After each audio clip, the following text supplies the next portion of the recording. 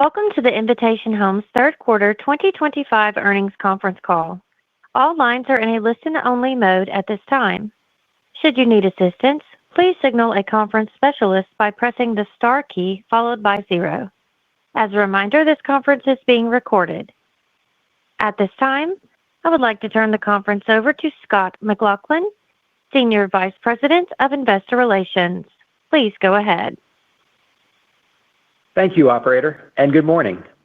Joining me today from Invitation Homes are Dallas Tanner, our President and Chief Executive Officer, Tim Lobner, our Chief Operating Officer, John Olson, our Chief Financial Officer, and Scott Eisen, our Chief Investment Officer.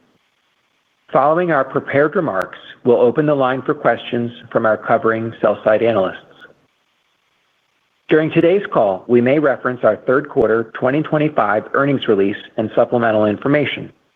We issued this document yesterday afternoon after the market closed, and it is available on the Investor Relations section of our website at www.invh.com. Certain statements we make during our call may include forward-looking statements relating to the future performance of our business, financial results, liquidity and capital resources, and other non-historical statements that are subject to risks and uncertainties that could cause actual outcomes or results to differ materially from those indicated. We describe some of these risks and uncertainties in our 2024 annual report on Form 10-K and other filings we make with the SEC from time to time. Except to the extent otherwise required by law, we do not update forward-looking statements and expressly disclaim any obligation to do so. We may also discuss certain non-GAAP financial measures during the call. You can find additional information regarding these non-GAAP measures, including reconciliations to the most comparable GAAP measures, in yesterday's earnings release. With that, I'll now turn the call over to Dallas Tanner. Go ahead, Dallas. Thank you, Scott, and good morning, everyone. I'll start by recognizing our exceptional teams across the country. Their dedication to our residents and to operational excellence continues to drive performance and reinforces our leadership in single-family rental housing. Stepping back, our business is built on a simple but powerful value proposition: choice, flexibility, and high-quality single-family living, without the long-term financial and maintenance commitment of homeownership. That value proposition is resonating broadly, from families seeking space and schools to professionals who value mobility. Today's housing dynamics continue to support steady demand for SFR. Even as mortgage rates move around, overall affordability remains stretched and transaction activity has been muted, partly because 70% of homeowners are still locked in at mortgage rates below 5%. For many households, the all-in monthly cost of owning a home, including mortgage, tax, insurance, and maintenance, remain more expensive than leasing a comparable home.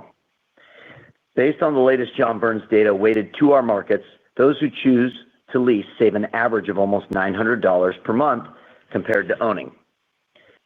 Against that backdrop, our third quarter results reflect the strength and the resilience of our platform. Demand remains consistent, and while new lease growth continues to be an opportunity, our renewal performance is outstanding. During the third quarter, we delivered same-store renewal rate growth of 4.5%, or 30 basis points higher than our third quarter result last year. At the same time, our average resident tenure further increased to 41 months, among the best in the industry. These outcomes speak to the stability, quality, and location of our portfolio, the professional service we provide, and the value our customers place on staying with Invitation Homes. That stability gives us the confidence and flexibility to invest for the future, and it underpins our disciplined approach to growth. Today, we're pursuing channel-agnostic, location-specific growth focused on long-term total returns, primarily through the following 4 channels. First, our homebuilder partnerships that cultivate reliable and predictable forward purchases of full and partial new communities. Second, homebuilder month-end inventory, or lists of homes shared by regional and national builders that we've carefully screened to identify those that meet our location and pricing criteria. Third, our construction lending program, which is gaining traction as a strategic way for us to deepen our relationships with smaller developers and facilitate delivery of much-needed new housing supply. And fourth, our third-party management business, which represents a capital-light way to leverage our platform and grow our scale and earnings. In the meantime, our capital allocation framework remains unchanged to fund organic growth, invest where long-term total returns are most compelling, and maintain a strong balance sheet so we're able to capitalize on opportunities when they arise. Naturally, we'll weigh the relative attractiveness of external growth, internal investment, and now share repurchases with a clear focus on long-term value creation. In summary, we remain confident in the durability of demand for well-located single-family rentals, in our ability to operate efficiently at scale, and in our capacity to grow prudently. Our markets continue to benefit from strong long-term fundamentals supported by healthy demographics and sustained desirability. Even if lower mortgage rates become more prevalent, we believe that will be a strong positive for our business, as greater liquidity and transaction volumes should benefit the housing market broadly. And we're well positioned to perform and capture opportunity across these cycles. Before I hand it over to Tim, one last note. We'll be hosting our Investor Day and Analyst Day on November 17th. This event will provide a deeper look into our strategy, growth initiatives, and our long-term outlook. Look for the live stream webcast details to be shared on our website about a week or so prior to the event. With that, I'll pass the call over to Tim Lobner, our Chief Operating Officer. Thank you, Dallas, and good morning, everyone. I'm pleased to walk through our third quarter operating results, including our same-store renewal and leasing performance, as well as our controllable expense management. But before I do that, I want to recognize the strength of our portfolio, the exceptional execution of our associates across every market we serve, and most importantly, the trust and loyalty of our residents. Their confidence in Invitation Homes is what allows us to deliver on our mission every day. Together, these relationships and efforts form the foundation of our success. Since this is my first earnings call speaking with you directly, I'd also like to share a few thoughts on the road ahead. The current landscape brings both opportunities and challenges, which I see as a proving ground for our team and the vision I have for leading it. That vision is rooted in relentless execution, operational excellence, and a customer-centric mindset. We will pursue every opportunity, engage every prospect, and deliver service that sets the standard in our industry.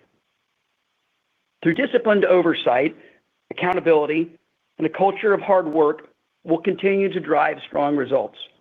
And I look forward to sharing more on that at our Investor Day on November 17th. The commitment I just mentioned is already beginning to show in our performance.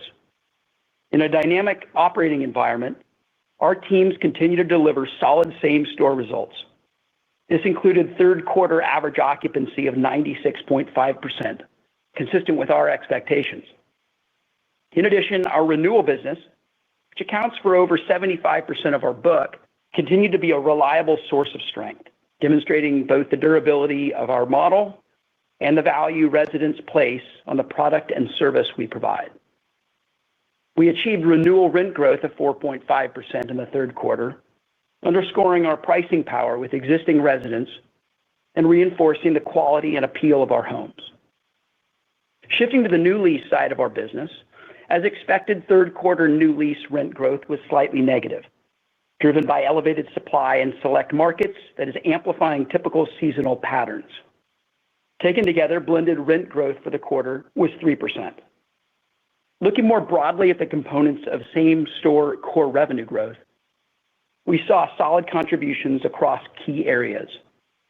Other property income grew 7.7%, driven by continued adoption of value-add services that our residents desire, such as our internet bundle, our smart home features, and other resident offerings.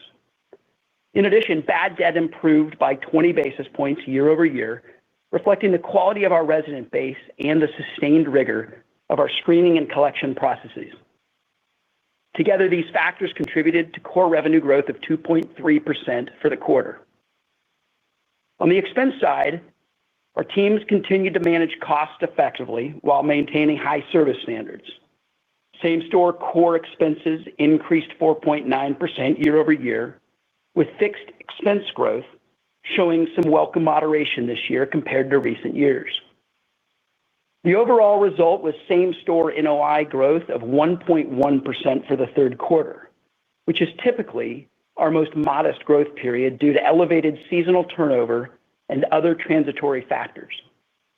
Turning to October, our preliminary same-store results were generally in line with expectations. New lease rates were down 2.9% year-over-year, reflecting the impact of targeted specials we ran to drive traffic and strengthen occupancy, which averaged approximately 96% in October. Importantly, October renewal spreads remained strong at 4.3%, supporting blended rent growth of 2.3% for the month. That represents a notable acceleration in blended lease spreads of 20 basis points compared to this time last year. To close, I want to once again thank our associates for their continued focus and commitment. Their efforts have helped to enable our growth while ensuring that our residents feel safe, supported, and at home.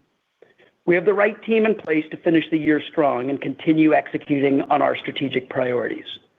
With that, I'll turn the call over to Jon Olsen, our Chief Financial Officer. Thanks, Tim.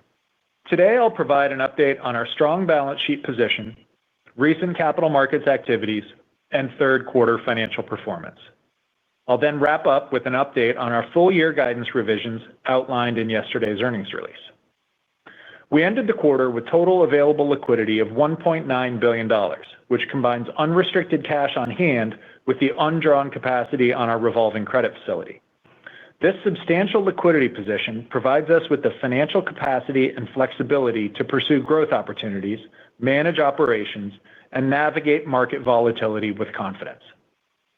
In addition, our debt structure continues to reflect the high-quality investment-grade profile we've worked diligently to build.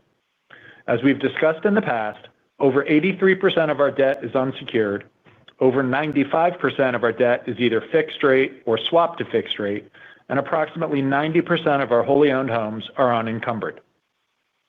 We have a well-laddered maturity profile with no debt reaching final maturity prior to 2027, and our net debt to EBITDA ratio was 5.2 times at quarter end.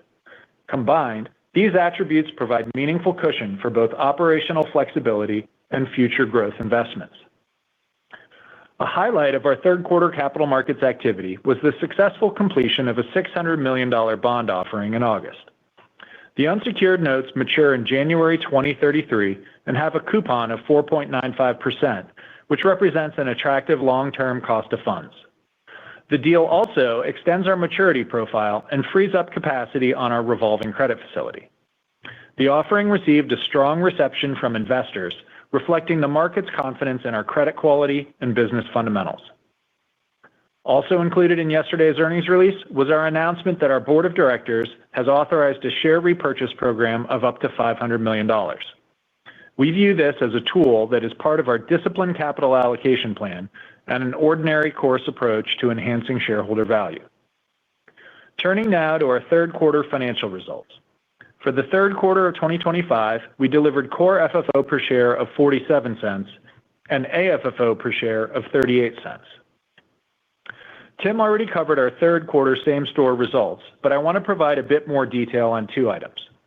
First, property taxes were up 6.3% year-over-year in the quarter, largely due to the benefit we realized this time last year from favorable developments in Florida and Georgia. This year, bills from those two states, which together represent more than half of our property tax expense, have so far come in slightly better than expected. Second, we received a favorable premium adjustment related to what is effectively a rebate structure built into our insurance program. This contributed to a 21.1% decrease in insurance expense year-over-year. As a result of our year-to-date performance, we are raising our full-year 2025 guidance. We have increased the midpoints for core FFO and AFFO by $0.01 each to $1.92 per share and $1.62 per share, respectively. Additionally, we have raised our same-store NOI growth expectations by 25 basis points at the midpoint, now 2.25%. This was comprised of narrowed core revenue growth guidance in the range of 2 to 3% and improved core expense growth guidance in the range of 2 to 3.5%. Further details of our revised guidance are included in yesterday's earnings release. As we near the end of the year, I want to acknowledge the great progress we've made in the first 10 months. These achievements are a testament to the hard work and discipline of our associates, and I'm thankful for what we've accomplished in a dynamic operating environment. That said, we know we need to remain focused and agile as we approach the remainder of the year, and I have every confidence we'll deliver on that front. This concludes our prepared remarks. Operator, please open the line for questions. We will now begin our question-and-answer session. To ask a question, please press star, then one on your telephone keypad. To withdraw your question, press star one again. If you are using a speakerphone, please pick up your handset before pressing the keys. In the interest of time, we ask the participants limit themselves to one question and then re-queue by pressing star one to ask a follow-up question. One moment while we compile the Q&A roster.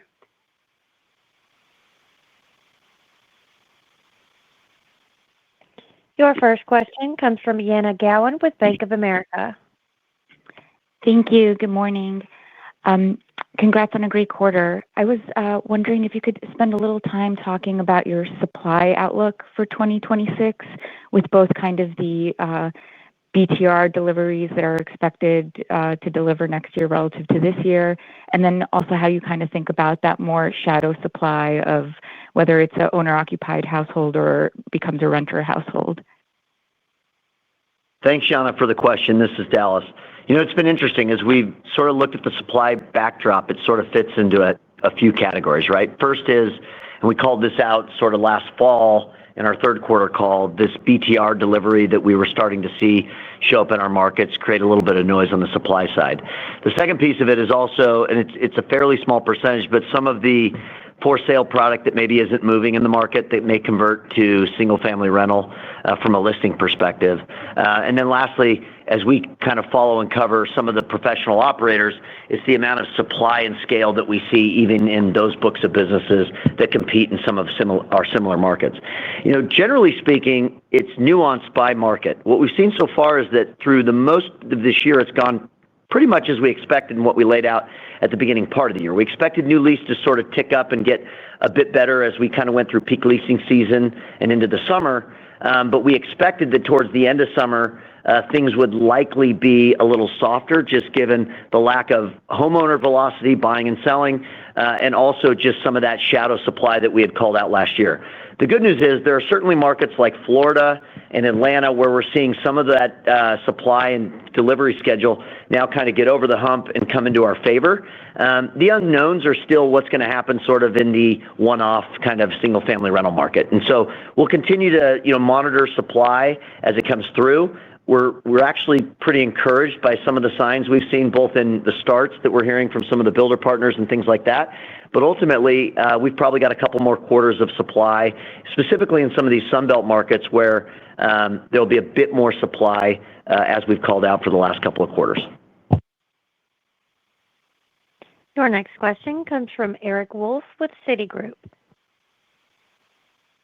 Hey, thanks for taking my question. I think you said in your remarks that October was like 96% in occupancy, which I think is kind of like down, sort of 50 basis points from the third quarter. And then you gave the new lease down, I think 2.9% and renewals 4.3%.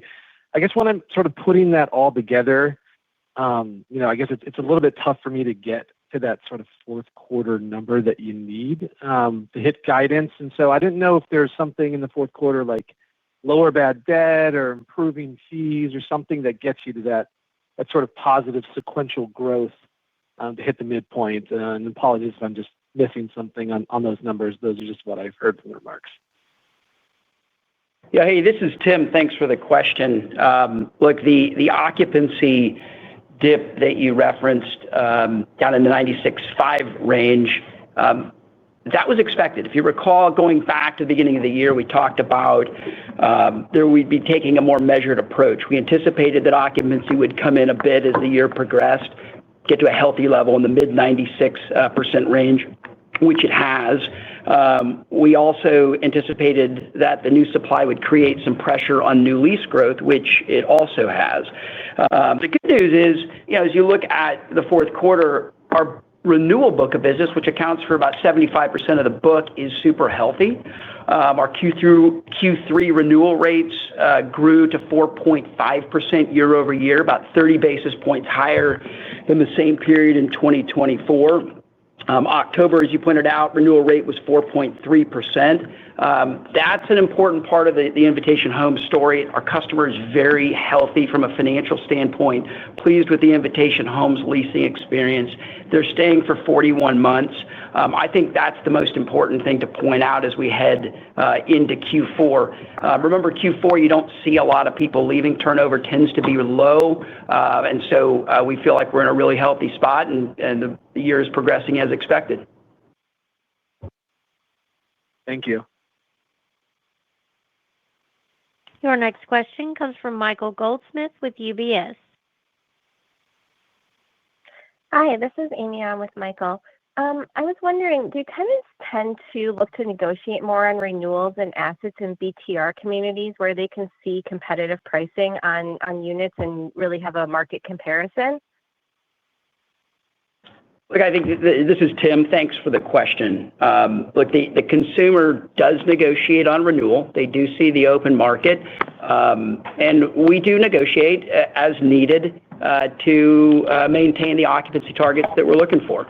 So yes, we don't see a difference between build-to-rent and our same-store scattered site portfolio. Consumers tend to behave similarly across asset types within the portfolio. Your next question comes from Steve Sakwa with Evercore. Thanks. Good morning. Dallas, there's been a lot of rhetoric out of Washington between the Trump administration, Bill Pulte, just about trying to bring down house prices and make things more affordable. I'm just curious, what are you hearing in your discussions with the home builders? How do you think this might impact your business, either good or bad? Thank you. Interesting question, Steve, and it's one that we've had kind of a couple different ways. Let me just take a step back. Speaking broadly to the home builders, and we've obviously paid attention to some of their calls over the last week or two, they're certainly seeing a little bit of softening demand, it sounds like. Now, it sounds like they're managing inventory a little bit better as well. Yet, some of these guys have done a really nice job of leaning out and trying to put more production into the market in 2025 specifically. And they've talked about that as they put that production out, they've actually had to lower pricing because the bid-ask spread had been a little wide. In our one-on-ones, which I always want to protect and be careful about talking about what anybody says, it feels like they're hearing the message that from a federal perspective, they'd like to see a bit more production. I think that being said, if we're being fair, there's plenty of supply in the marketplace right now. I think for-sale listings are up over 1 million units this year. The challenge is, on an annualized basis, we're only seeing something like 4 to 4.5 million sales nationally. And that just doesn't work. We need to get back to a place where we're seeing 5 to 5.5 million sales a year in this country. And I think a lot of that has to do more with the liquidity around mortgage and mortgage rate. There's still something like 70% of mortgage holders in the U.S. are at 5% or better. 80% are at 6% or better. So that spread, back to our earlier comments around the total cost to own versus the total cost to lease, is still really wide. I think that's why we're seeing the pickup in our renewals business is one example of why, in a year where maybe there is actually more product on the market, we're actually renewing at a higher rental rate than we were at the same time last year. And I think it's indicative of the fact that if you have location already solved, you're not looking to absorb future costs right now. And so I would expect that the builders are probably weighing that out as well. And we've certainly seen that, and Scott can talk more about this later, in some of the opportunities we've seen over the last couple of quarters. There's been some really good opportunities on newer product because inventory is sitting. Your next question comes from Haendel St. Juste with Mizuho.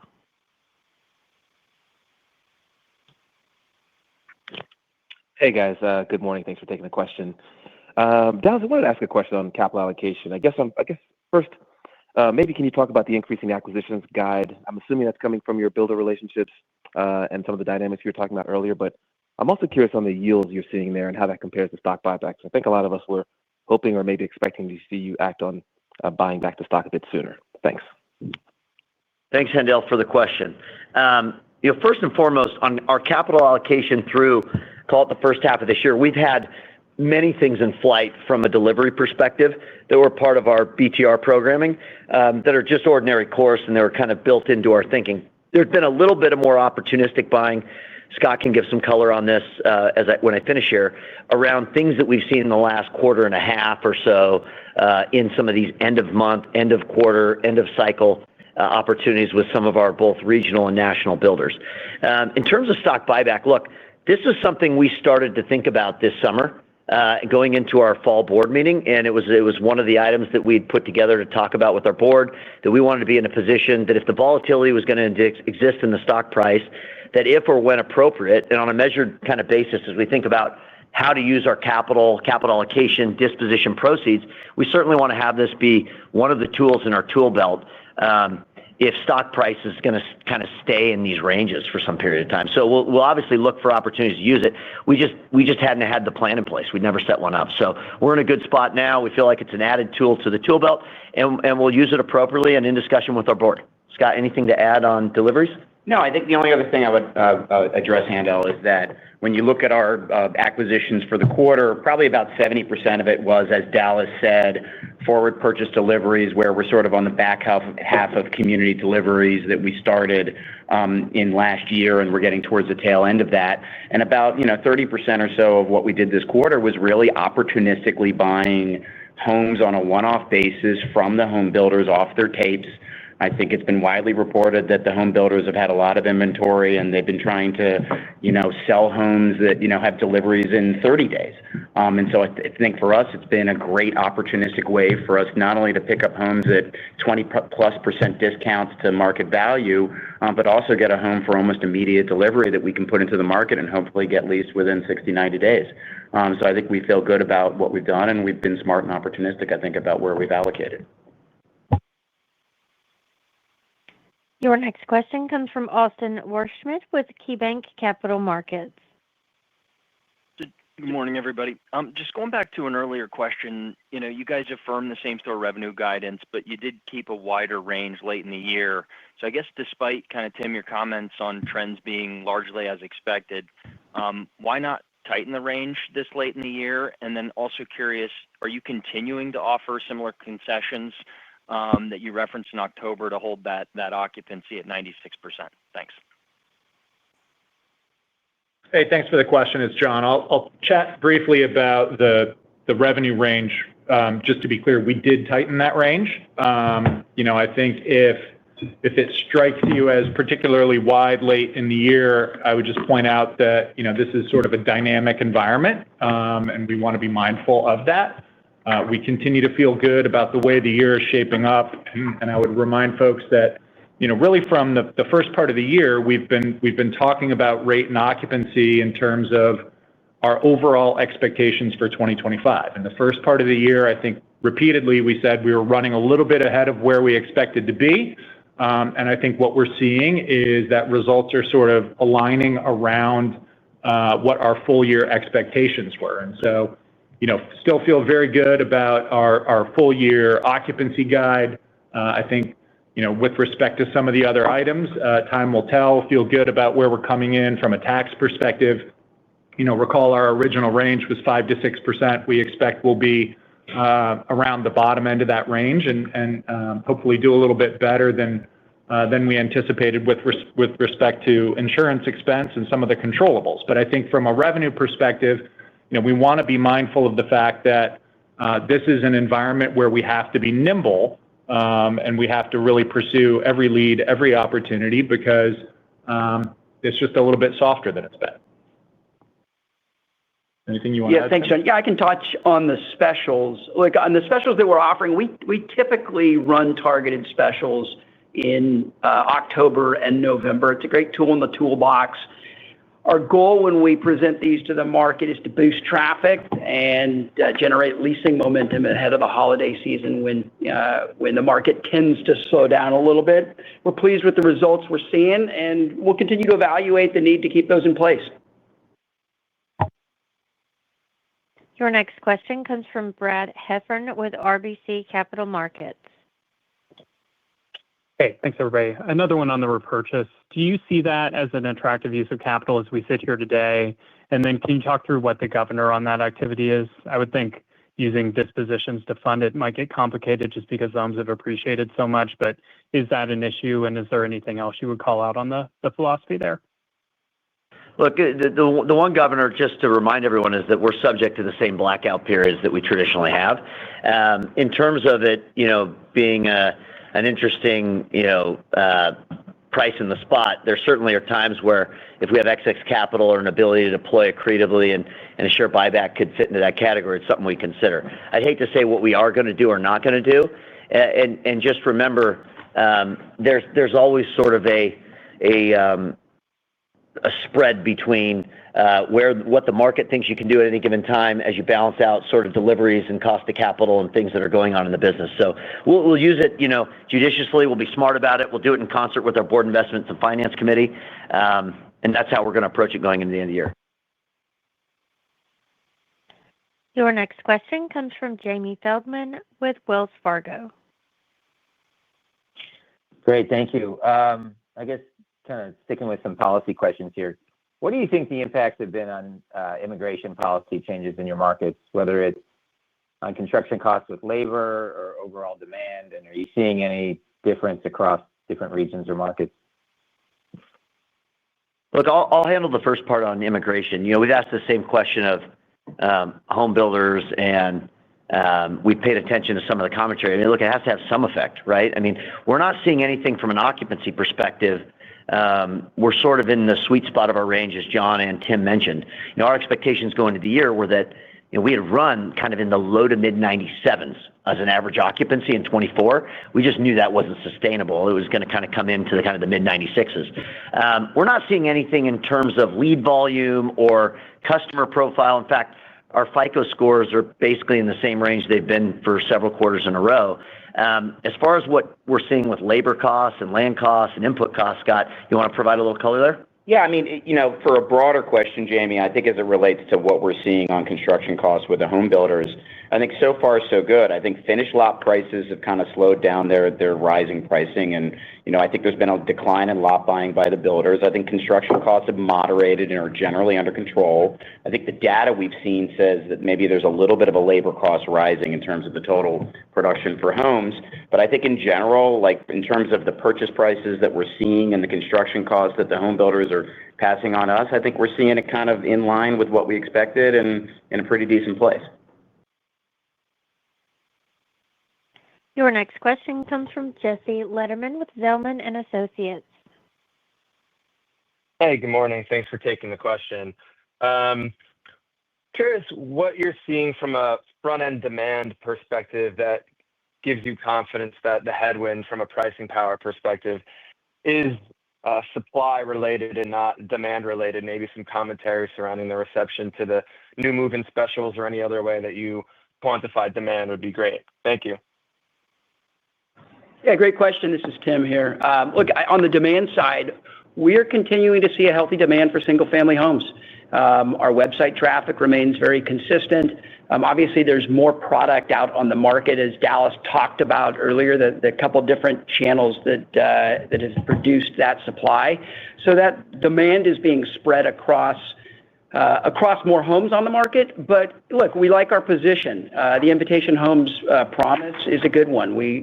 We try to differentiate our brand through our ProCare, through our value-add services. So we think we're going to still capture our fair share of the marketplace. So obviously, heading into the fourth quarter, demand does go down a little bit, but that's a seasonal component. But we like our position as we head into the end of the year. Your next question comes from Juan Sanabria with BMO Capital Markets. Hi, good morning, and thanks for the time. Just a question on the loss to lease. Where do you see that presently? And then kind of a part B, turnover. It seems to finally be kind of inching up. Do you think we've kind of bottomed out there, and do you expect to see more turnover going forward, given some of the competing factors both on the supply and demand side?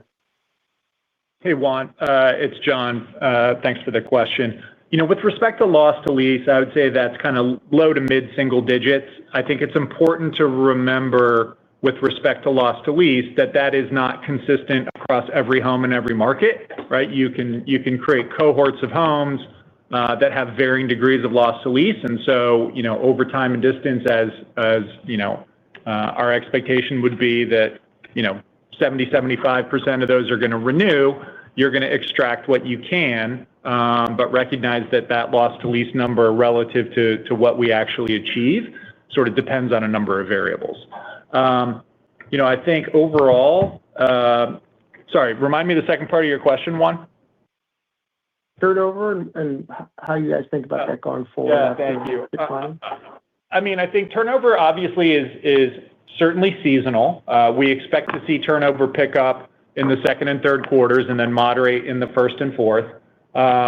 Do expect that turnover will return to something closer to a long-term average, kind of closer to 25% than the 22% that we were seeing. We continue to see a high propensity to renew. We continue to see the affordability gap really drive demand for single-family rental product and feel good that even at a somewhat higher level of turnover going forward, this is a really, really sticky customer. They appreciate the product and the service that we deliver, and they continue to stay with us longer and longer. We feel really good about the setup and think that single-family rentals in particular are well-positioned in the residential market. Your next question comes from Adam Kramer with Morgan Stanley.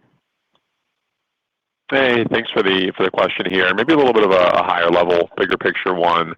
I think our view has been that the apartments have underperformed of late. I think a lot of that's been driven by sort of slowing job growth and concerns around the job growth from here. I think our view has been that SFRs should be a little bit more insulated from that, right? Given I think some demographic reasons. Wondering sort of when you guys think about your own business, how you sort of think about the demand drivers. Obviously, there's the housing market, and sort of what's happening there on the for sale side. But when you think about job growth and sort of the path forward there, how much do you think that sort of matters or doesn't matter for your business? And as we look to next year, I guess sort of how would you think about demand next year, maybe versus what you've had this year?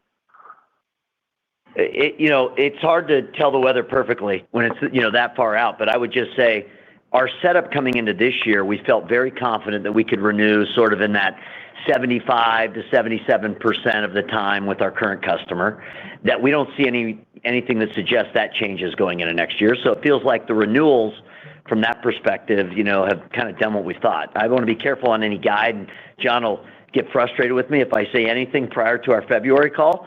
But look, we're not seeing any degradation of our customer. Tim talked about leads and leads coming in. It's still pretty healthy. Our actual conversion efforts on leads is a bit higher than what we've typically seen, and our collections have been actually quite better than what we've seen historically. So there's nothing in the customer profile in our current customer base that suggests big changes are on the horizon. I think it has more to do, the only kind of variable that we keep working through is this new lease supply issue. It's really the only thing in our business that we feel like is something that is sort of hard to forecast perfectly. And a lot of that has to do with what the housing market does generally, to your point. We'd like to see more, candidly, we'd like to see more homes selling on the market. That transaction volume is a good proxy for home price appreciation, obviously, but also a good proxy for rent growth going forward. And so we'll continue to just, keep our back door as efficiently closed as we have. John talked about that. We're not seeing anything there. Our FICO scores look great from our customers coming in. Our collections and our bad debt are exactly where we want them to be. So just keep grinding on the opportunity set that's in front of us from a new lease and a supply perspective. Outside of that, the business is doing pretty much what we thought it would do. Your next question comes from John Pawlowski with Green Street. Hey, thanks for the time. Just quick question on, essentially I'm trying to get around or get at the performance of the non-same-store pool. So can you help frame like the 23 vintages of acquisitions and 24 vintages of acquisitions, how NOI has performed relative to your underwriting to date? Yeah, John, I'm probably going to have to come back to you with more of that detail as a follow-up. But I would say that homes that we bought in kind of the 22, 23 timeframe were basically sort of when the market had the most froth and when underwriting was arguably more likely to anticipate continued strong rent growth. So I think that vintage of homes probably has a little more wood to chop to get itself in line from a margin perspective. But we feel really good about the product we have bought. We feel really good about the way we are approaching investing in this marketplace. I think right now it's just a function, as Dallas said, of getting this new supply absorbed and hopefully seeing the resale market get to a healthier, more liquid place. Your next question comes from Julian Blouin with Goldman Sachs. Thank you for the question. Dallas, I wonder what you make of the current public versus private market valuation disconnect reflected in your stock today. And maybe to an earlier question on capital allocation, do you feel like just executing your strategy and starting to be aggressive on the share repurchase front can sort of help narrow that? Or at some point, are there sort of additional strategic options you and the board sort of start to look at to drive shareholder value? Thanks for the question. On the strategic side of it, obviously, we're going to sort of keep that in-house in terms of the things we think about. But I feel comfortable saying that our disposition strategy, where we can continue to sell homes between a 4 and a 4.5 cap and accretively reinvest either in share buyback or new acquisitions that are in the call it 6 cap range with really good revenue growth profiles in front of them, will continue to be a creative way to create shareholder value. We've been obviously as frustrated as probably most our residential peers have been in terms of the dislocation between public values and private values. It's hard when REIT outflows are moving in the way that they have, and where 80% of the S&P is sort of been lifted by AI or anything tech-induced. It's just an interesting environment for real estate businesses at the moment in the public sector. We're certainly seeing private transactions trade at much lower implied cap rates than where public market valuations sit today. But we're also, we've been in this business long enough and in and around real estate long enough to know that there are cycles to it. And sometimes at times things don't make sense, specifically in the public space. And so we just keep our heads down and we'll keep, recycling capital in a way that's meaningful. And we'll certainly look for some of those other opportunities in our tool belt when they present themselves. Your next question comes from Rich Hightower with Barclays. Hey, good morning, guys.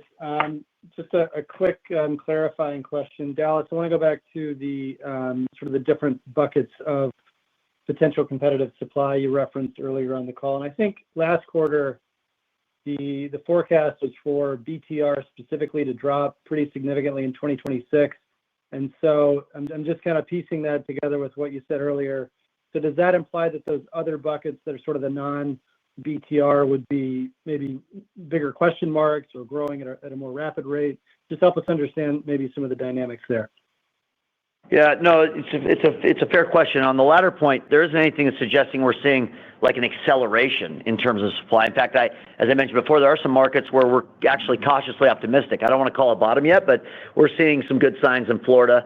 Then there's markets like Phoenix where it's still pretty tough from a new lease perspective. There's just more inventory on the market. And those are the markets where we obviously have the biggest exposure. And so we spend a lot of time, looking at these markets and sort of dissecting those 3 different buckets, which is what are we seeing in BTR? And actually, we've seen better velocity in our own book of business on the BTR leasing side. There seems to be like a pickup in demand there, which has been pretty helpful. We've spent a lot of times with, our partners in data out there to try to understand what's going on in the listing universe and how much of that is maybe Joe homeowner converting to a lease. You see more of that in the summer. We'd expect some of that to wane here as we get into Q4 and Q1, to John's point. So no, it feels like it's sort of, flattened out. It's kind of right where we expected it would have been, albeit it's just a hair more competitive if you're vacant in those markets right now and you're competing for the customer. You got to be on your game. You have to be priced appropriate. And as Tim mentioned before, there are times, and we've done this in normal markets, October, November, where you got to be a little bit more aggressive. And so, our philosophy right now is versus having something sit on the market for an extra 3 or 4 weeks, we might be a little bit more aggressive and fill it up here in Q4. Your last question comes from Jade Rahmani with KBW. Hi, thanks for taking my question. Just to touch on geographies, it'd be helpful to hear if there are any markets that you were surprised with either their outperformance or underperformance relative to your expectations. Thanks. It's an interesting question, and we probably all have different views on different things in our business.